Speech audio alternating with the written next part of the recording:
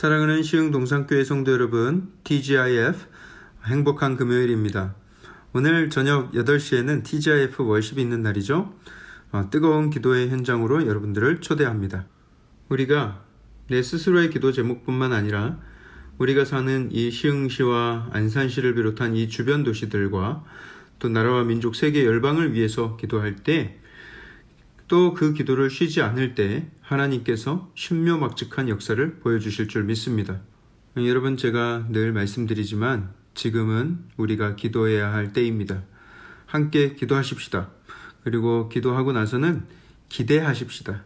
우리가 기도하면서 기대한다면 눈에 보이는 상황으로 인해서 낙심하거나 두려워하지 않을 수 있습니다. 기도를 통해서 큰 소망을 얻게 되는 저와 여러분들 되길 축복합니다. 자, 오늘 2021년 6월 18일 금요일 시동을 위한 메시지 지금 시작합니다. 오늘 우리에게 주시는 하나님의 말씀은 잠언 25장 15절에서 28절의 말씀입니다. 잠언 25장 15절에서 28절의 말씀. 자, 먼저 15절 말씀 한번 함께 볼까요? 오래 참으면 관원도 설득할 수 있나니 부드러운 혀는 뼈를 꺾느니라. 오래 참는 것은 관원도 설득한다. 여기에서 말하는 관원은 누구를 가리키는 말인가? 우리가 흔히 관원이라고 하면 뭐가 생각나요? 고위공직자들 또는 공무원들을 생각하기 쉽습니다만, 여기서의 관원은 재판하는 사람, 어떤 판결을 내리는 위치에 있는 사람을 가리키는 말입니다. 그래서 분을 내고 억울함을 호소하고 또 원망을 쏟는 그런 행동들을 자제하고 반드시 정의가 실현될 것을 묵묵히 인내하며 기다리는 자세가 있다면 결국 재판하는 자들의 마음도 설득할 수가 있다라는 거예요. 또 부드러운 혀는 연하고 상냥한 말을 의미합니다. 그래서 강한 상태를 제압하기 위해서는 우리가 보통 생각하기를 강하고 날카로운 말이 유효할 것 같지만, 오히려 강한 것을 상대할수록 더 연하고 상냥하고 부드러운 말로 해야 그것이 아무리 강한 상대의 고집도 꺾을 정도로 강한 능력이 있다라는 것을 말씀하고 있습니다. 부드러운 말이 뼈를 꺾는다. 우리가 흥분하기 쉬운 상황 속에서도 인내하고 상냥하게 부드럽게 그런 자세를 갖고 살아간다면 우리는 상처 주는 일도 상처받는 일도 생기지 않을 줄 믿습니다. 또 우리 17절 말씀도 같이 볼까요? 17절에 너는 이웃집에 자주 다니지 말라. 그가 너를 싫어하며 미워할까 두려우니라. 그러니까 영철이 엄마, 그러니까 자꾸 향수기네 그렇게 뻔질나게 드나들지 말란 말이요. 사람이 눈치가 있어야지. 그 집에서 그럴 거 아니요. 아니, 저 옆에 내는 우리가 치킨 시키거나 족발 시키면 꼭 찾아오더라. 이런 민망한 일이 생길 수 있으니 여러분, 이웃집에 너무 자주 들락날락하지 말라라는 것입니다. 미움을 살까 두렵다. 20절 말씀도 함께 볼까요? 20절에 마음이 상한 자에게 노래하는 것은 추운 날에 옷을 벗음 같고 소다 위에 식초를 부음 같으니라. 마음이 상한 자에게 노래하는 것은 추운 날에 옷을 벗음 같다. 이렇게 번역을 했는데, 좀 더 정확하게 번역을 하면 추운 날에 겉옷을 벗음 같다가 아니라 벗김 같다입니다. 추운 날에 옷을 벗기는 것과 같다. 아니, 안 그래도 추운데 겉옷을 벗겨가면 그 고통이 얼마나 더하겠습니까? 또 여기에서 소다는 천연 탄산수 또는 잿물을 말하는데요. 그 알칼리성 액체에 초를 부으면 거품이 확 일어납니다. 안 그래도 부글부글 끓고 있는 그 탄산수에다가 초를 부으면 확 폭발해 버릴 수가 있는 것이죠.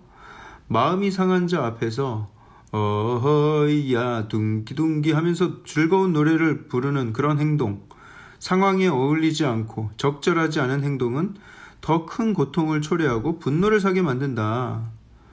그러니 조심해야 한다라는 거예요. 그러면 어떻게 행동해야 하는가? 21절에 구체적인 실천 방안을 알려주고 있는데요.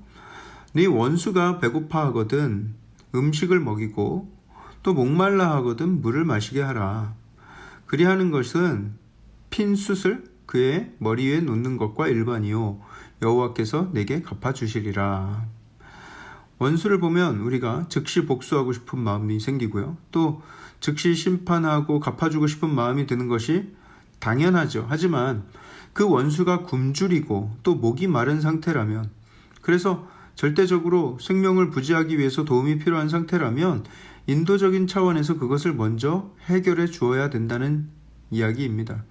배고파서 싸울 힘도 없고 목이 말라서 금방 쓰러질 것 같은 원수에게 막 목에 칼을 들이대는 행동은 너무나 비인간적이고 비윤리적인 행동입니다. 하지만 아무리 원수라도 생존할 수 있도록 돕는다면 핀 숯을 머리에 놓는 것과 같다, 이렇게 말씀을 하는데, 과연 숯을 피워서 머리에 놓는 것이 어떤 의미인가 잘 알 수는 없습니다. 많은 주석을 찾아봐도 이 부분에 대해서 시원하게 설명하는 분들이 없었어요. 하지만 이런 의미지 않은가, 자기를 죽일 줄 알았던 사람이 오히려 자기를 살려주고 먹여주고 물을 제공해주는 것을 보면서 그 원수는 빨갛게 피어오르는 숯을 머리에 이고 있듯이 얼굴이 막 수치로 달아오르고 양심의 가책을 더 크게 느끼게 되는 것이죠. 우리가 해야 할 일은 거기까지이고, 원수를 갚고 정의를 세우는 것은 하나님께서 반드시 이루실 것입니다. 원수 갚는 것이 하나님께 있으니 하나님이 하실 일을 내가 먼저 나서서 하지 말아야 된다라는 것을 오늘 말씀하고 있는 것이죠. 24절도 보겠습니다. 24절에 다투는 여인과 함께 큰 집에서 사는 것보다 움막에서 혼자 사는 것이 나으니라. 며칠 전에 이와 토시 하나 안 틀리고 똑같은 구절이 한번 있었고요. 또 완전히 똑같진 않지만 이와 비슷한 뉘앙스의 구절을 가진 그런 잠언도 있었습니다. 저는 이 내용이 이렇게 몇 차례나 반복되는 것을 보면서, 아니 솔로몬이 여인들 때문에 얼마나 괴로웠으면 이런 것을 계속 반복해서 쓸까? 겁나게 괴로운 인생을 살았구나 라는 것이 느껴졌습니다. 그도 그럴 것이 700명의 아내가 있는 것도 모자라서 300명의 첩까지 두었으니, 여러분 그 안에서 그 여인들이 얼마나 많은 갈등과 질투와 음모와 살인이 있었겠는가. 생각만 해도 끔찍하죠. 그 많은 여인들 지긋지긋하다, 나는 이제 자연인이 되고 싶다 라고 노래하는 이 솔로몬, 그 천하의 권세를 다 가진 왕이 궁궐 같은 집을 떠나서 움막 짓고 살고 싶은 그 마음이 들었다니 참 짠하기도 합니다. 아내가 한 명인 것에 여러분 감사하시고요. 자꾸 혼자 산에 움막 짓고 살 생각하지 마시고 지금 곁에 있는 아내분과 지금 그 집에서 행복하게 지내시기를 바랍니다. 남자 혼자 산에 움막 짓고 살면 자연인이 아니라 원시인 됩니다. 늑대 인간 되는 거예요. 27절도 함께 볼까요? 27절에 꿀을 많이 먹는 것이 좋지 못하고 자기의 영예를 구하는 것이 헛되니라. 갑자기 또 꿀에 대해서 이야기가 나오니까 당황스럽죠. 일단 솔로몬은 아무리 몸에 좋은 꿀이라도 너무 많이 먹으면 몸에 좋지 않다라는 사실을 말해줍니다. 어떤 의학적인 팩트를 지금 얘기를 하고 있는 거예요. 실제로 꿀을 과다 섭취하면 복통, 설사, 발열이 일어날 수 있고요. 또 꿀은 당분 그 자체이기 때문에 많이 먹으면 체중 증가뿐만 아니라 심장병, 당뇨병 등 만성질환을 일으킬 수가 있습니다. 그와 마찬가지로 영예를 구하는 것도 적정한 선에서는 유익할 수 있겠으나 과도한 욕심으로 자기의 영예를 구하는 삶을 살면 그것이 결코 좋지 않다는 것을 말씀하고 있는 것이죠. 꿀과 같이 달콤한 음식도 절제하기가 힘들 때가 있지만 명예욕, 재물욕 같은 욕망은 스스로 제어하기가 참 쉽지 않습니다. 내가 감당이 안 될 때까지 기다리지 마시고 매일 순간순간 나의 마음을 하나님 앞에 잘 다스리면서 순전한 마음을 유지해 나가야 하겠습니다. 28절도 그와 같은 맥락의 말씀인데요. 자기의 마음을 제어하지 아니하는 자는 성읍이 무너지고 성벽이 없는 것과 같으니라. 여러분, 성읍이 무너지고 성벽이 없는 상태면 어떻게 되겠어요? 외부의 공격에 그대로 노출이 되고 전혀 방어할 능력이 없는 상태가 되겠죠.